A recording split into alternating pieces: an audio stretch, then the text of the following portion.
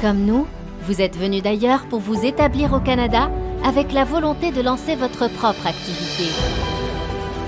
Comme nous, vous savez qu'être accompagné est essentiel pour entreprendre avec succès. À chaque étape, nous sommes là pour vous aider à identifier et à concrétiser de nouvelles opportunités. Venez bâtir votre projet avec Agoralliance, l'incubateur, accélérateur des entrepreneurs venus d'ailleurs.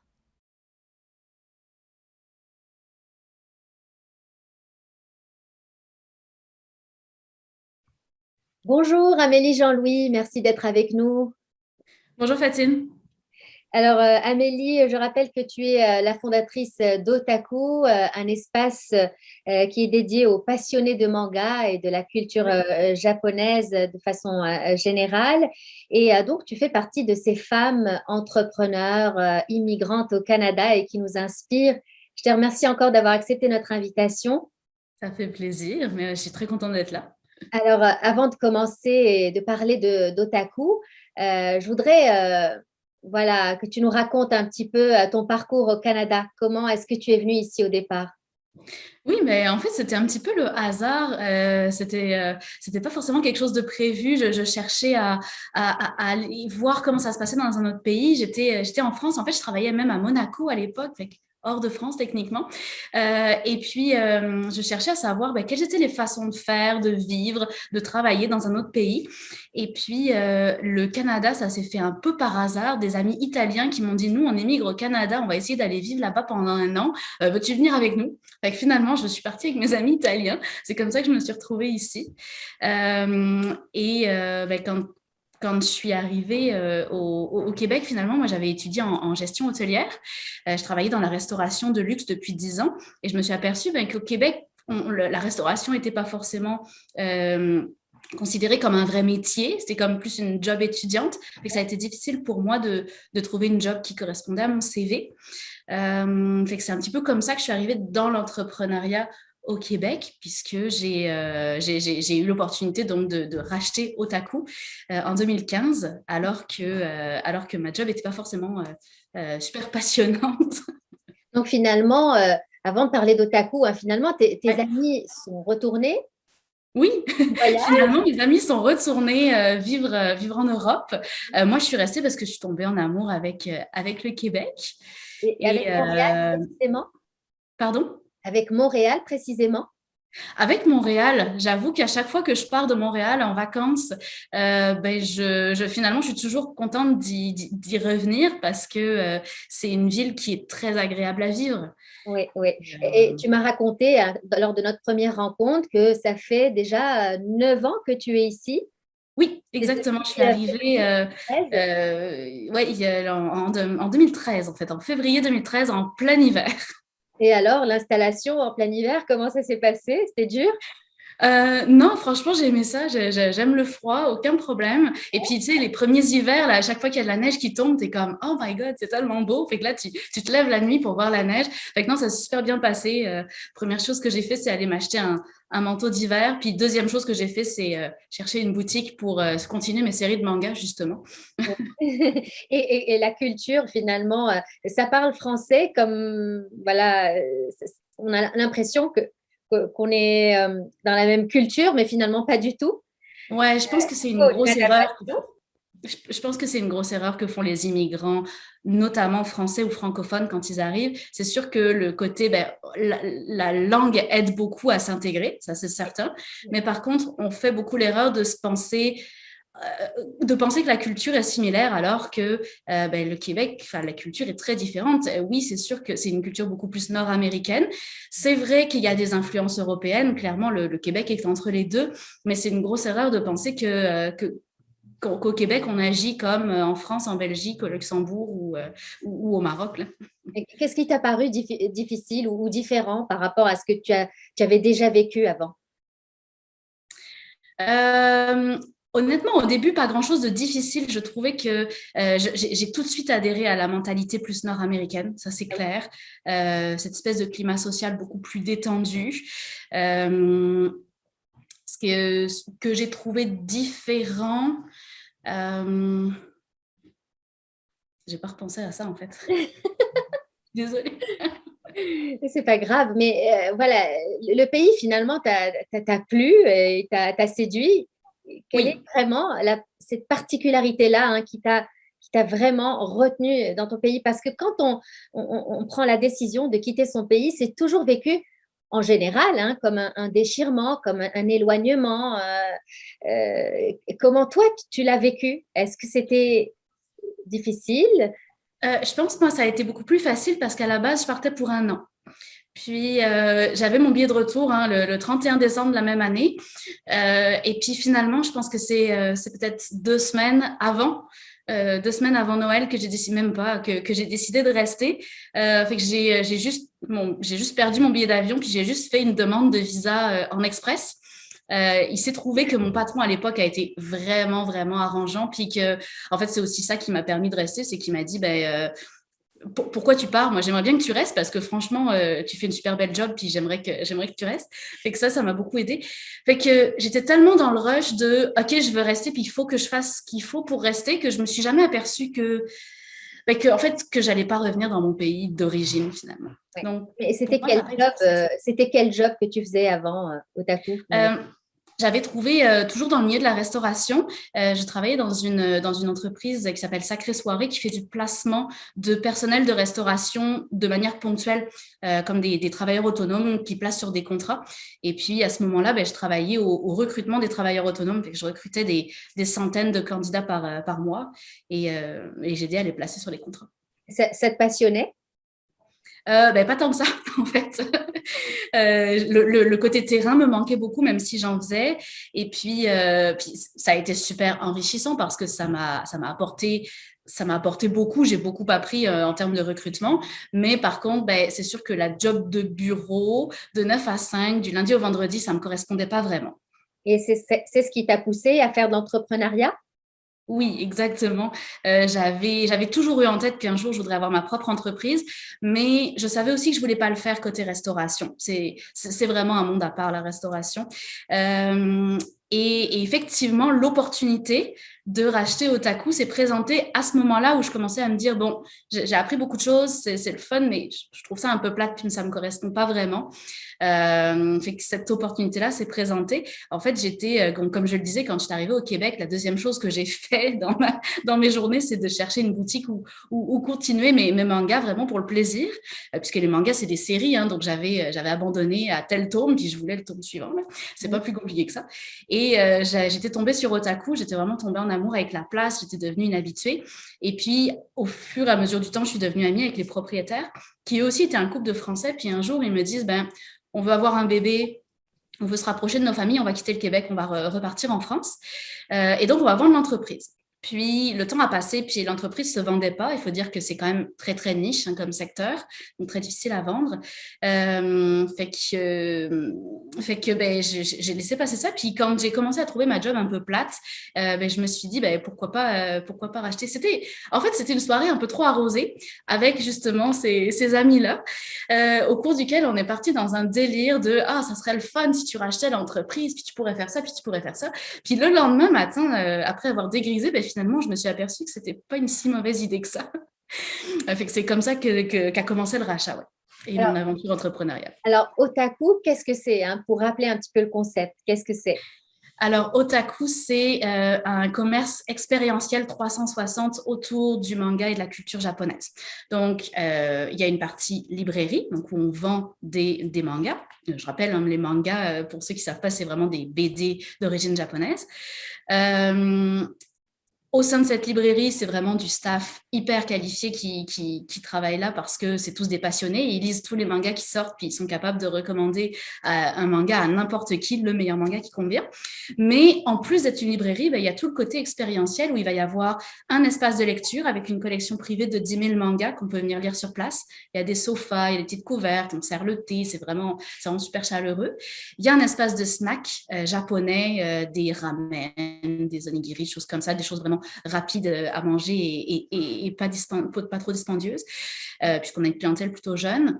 Et puis, il y a aussi tout ce qui est activité, des soirées cinéma japonais, des soirées jeux de rôle, jeux de société, jeux vidéo. Il y a des conférences sur le Japon, des cours de japonais, des cours de dessin manga, des camps de jour pour les enfants créatifs.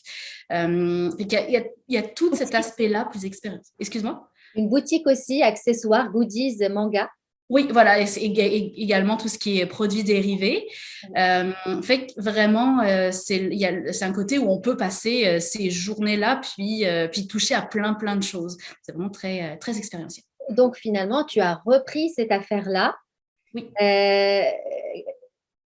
Ça correspond finalement parfaitement à ta passion. C'est vraiment aligné à ta passion.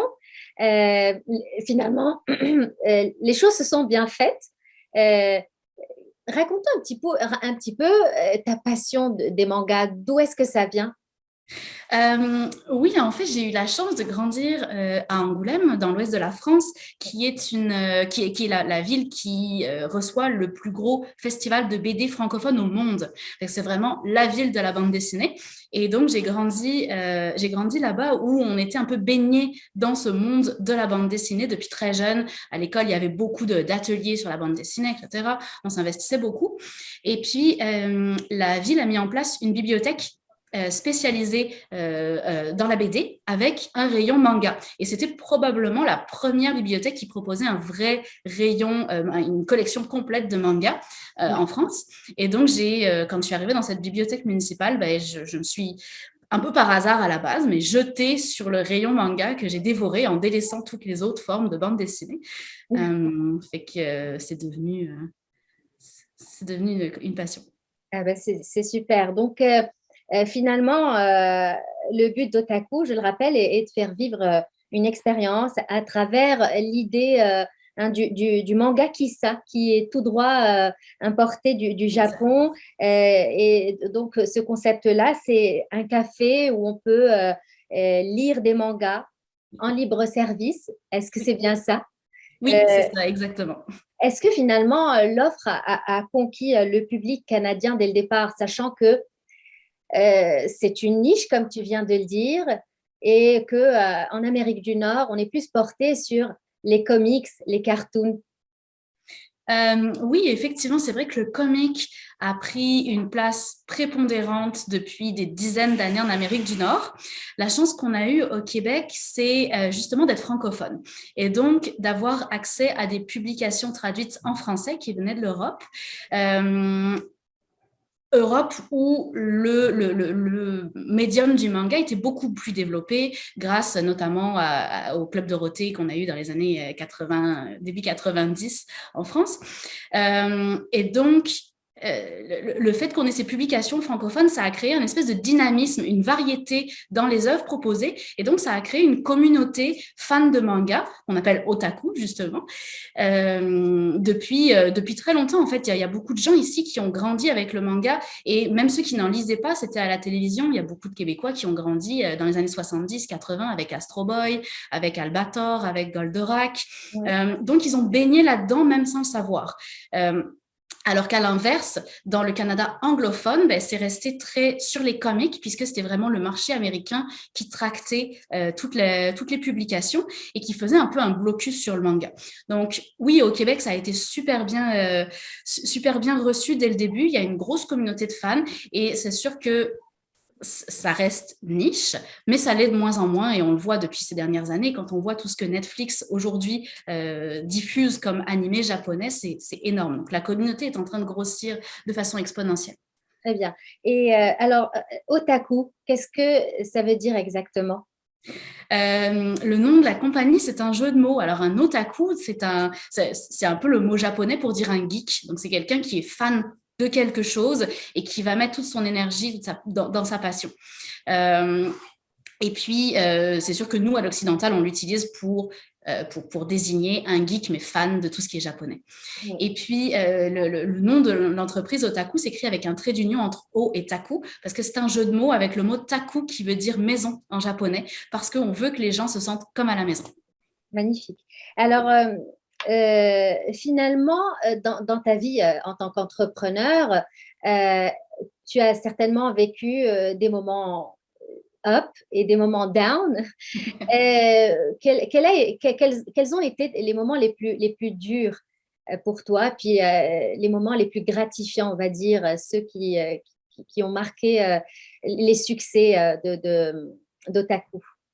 C'est sûr qu'en entrepreneuriat, on est toujours en up and down. Là. Il y a rarement de moments confortables. À chaque fois qu'on est confortable, il y a toujours quelque chose qui nous tombe dessus.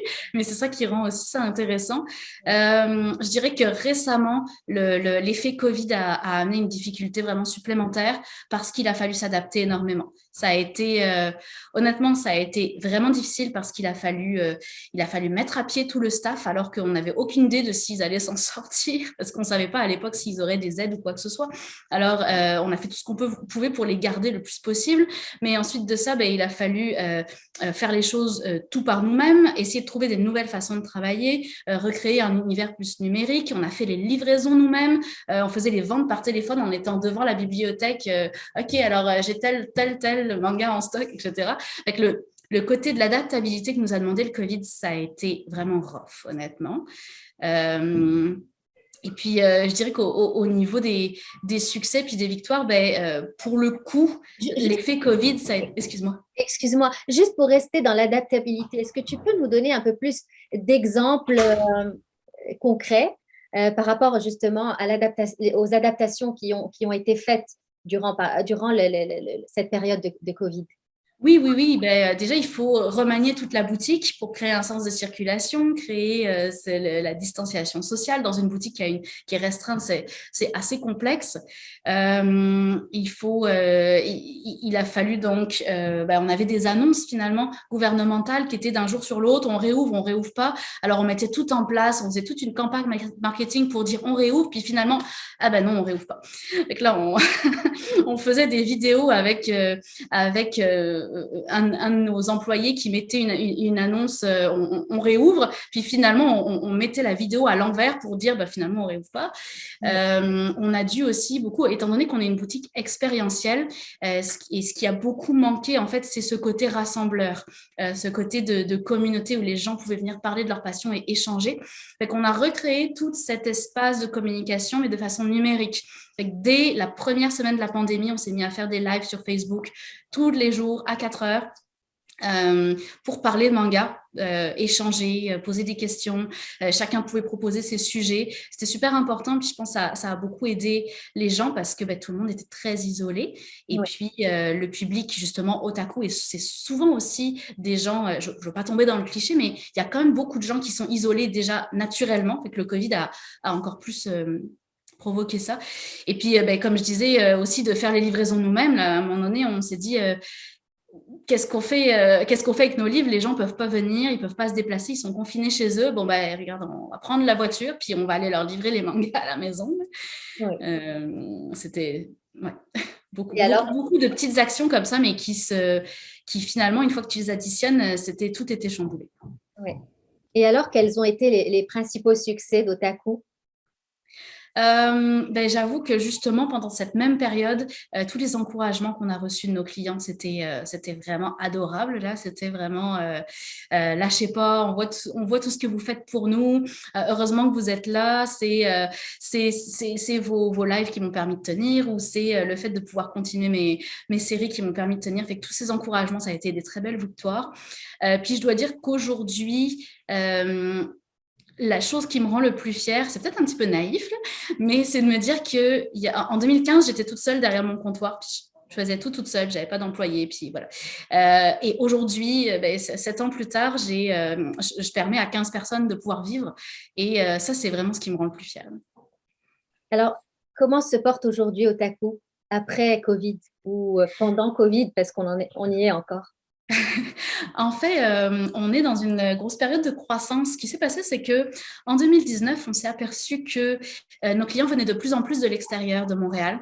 Ils venaient une fois par an, ils achetaient 1000 pièces de manga, ils revenaient l'année suivante. Et à chaque fois, ce qu'ils nous disaient, c'est on adore les mangas, on se rendait bien compte que la demande était là, mais il n'y avait pas d'offre finalement, ils ne savaient pas où acheter leur manga, ils n'avaient pas forcément envie d'acheter en ligne, ce n'était pas une expérience qui leur plaisait. Et donc, on s'est dit, mais comment est-ce qu'on peut faire pour se rapprocher de ces gens-là? Donc, on a eu l'idée d'un modèle de croissance par partenariat, un modèle collaboratif. C'est un modèle où on cherche des partenaires un petit peu partout en région, des boutiques déjà existantes qui ont une clientèle geek comme la nôtre, mais qui ne sont pas des librairies, et où on vient en fait apporter un volet manga clé en main dans cette boutique. Donc, on s'occupe du branding, on s'occupe de la gestion de la collection, on s'occupe du marketing, etc. Puis la personne n'a plus qu'à vendre ses livres. Finalement, c'est un modèle qu'on a commencé à développer fin 2019. Pour ça, on s'est adjoint d'associés, on a augmenté l'équipe. Puis, finalement, le projet a réellement commencé début 2020. Et notre prospection pour trouver des partenaires a commencé début mars. Avec, évidemment, 2 semaines plus tard, on était de retour à la maison, terminé. Et que ça a pris un petit coup, mais on a réussi, malgré la pandémie, à continuer cette croissance. Donc, c'est vraiment là qu'on en est aujourd'hui. En 1 an et demi, on a ouvert 7 boutiques, 7 espaces manga dans des boutiques partenaires. On en a 2 autres qui ouvrent au printemps. On espère ouvrir en Ontario bientôt. Donc, on est vraiment en période de forte croissance, et également, on a développé tout le volet numérique, parce que ça, c'est vraiment la pandémie qui nous y a forcé. C'est pas forcément c'était pas censé être notre focus principal, mais finalement, notre présence numérique a vraiment été accrue. Donc, on est aujourd'hui en période de forte croissance. En quoi consiste cette forte présence numérique exactement?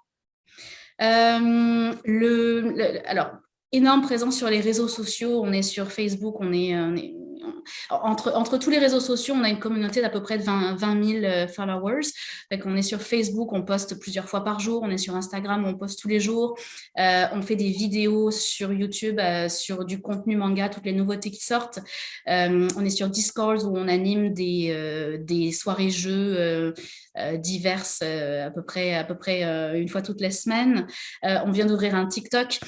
Donc, vraiment une grosse présence sur les réseaux sociaux. Et puis également un site internet qui est un site d'achat en ligne, mais surtout un site avec un énorme blog avec beaucoup d'informations. C'est vraiment ça notre focus, c'est l'expertise manga, c'est conseiller, faire en sorte de faire apprendre aux gens, faire découvrir ce merveilleux médium aux gens qui ne le connaissent pas.